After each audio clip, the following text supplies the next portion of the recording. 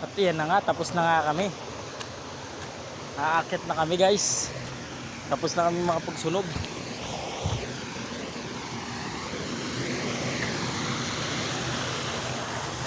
Yan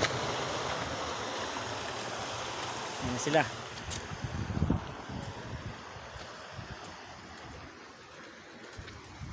Ay siya, tapos na kami lahat.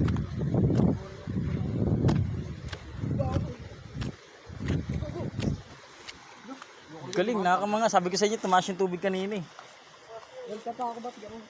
Nagbukas ata. Nagbukas ata ng dam.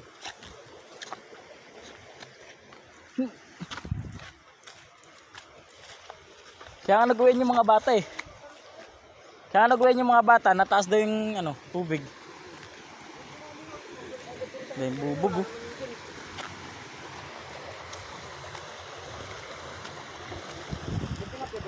Oo. Tilapia, meron dyan. Lalo dyan sa taas. Napakalaga kayo dyan, di ba?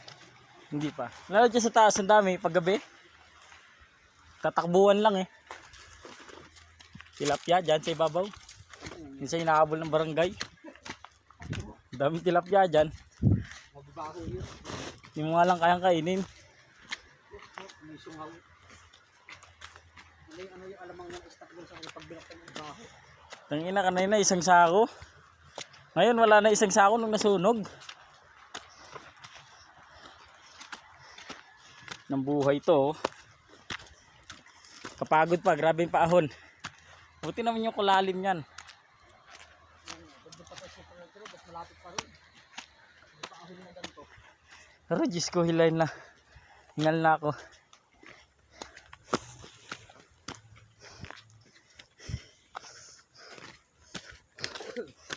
Ibibenta na lang kami mamaya.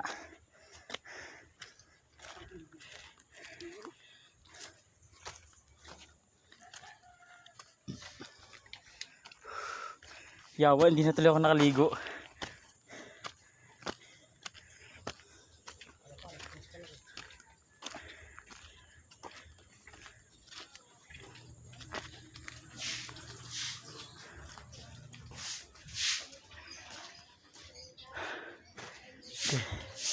Let's go po.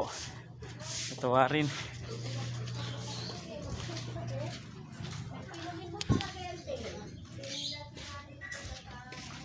Grabe, napakainit. Paho na kami. Dito sa bahay.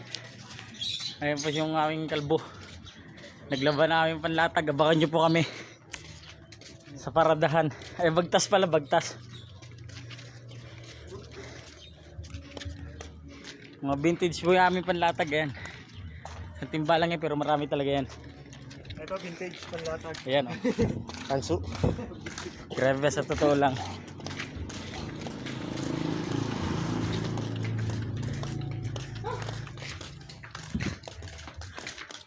Sige po kayo nga.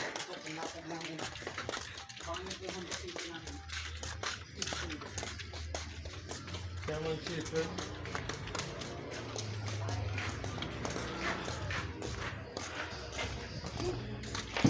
Marami sa bahay. Oo, siyempre wala akong plastic malaki dyan. Basak kami ko sa nito. Hindi, walang problema. Hindi pa nga ako naliligo. Baba na ako. Grabe ba? Pasok na tayo sa magulo kong bahay. Grabe ba, sa totoo lang. Grabe ba? Itong hugasin ko, grabe ba, sa totoo lang.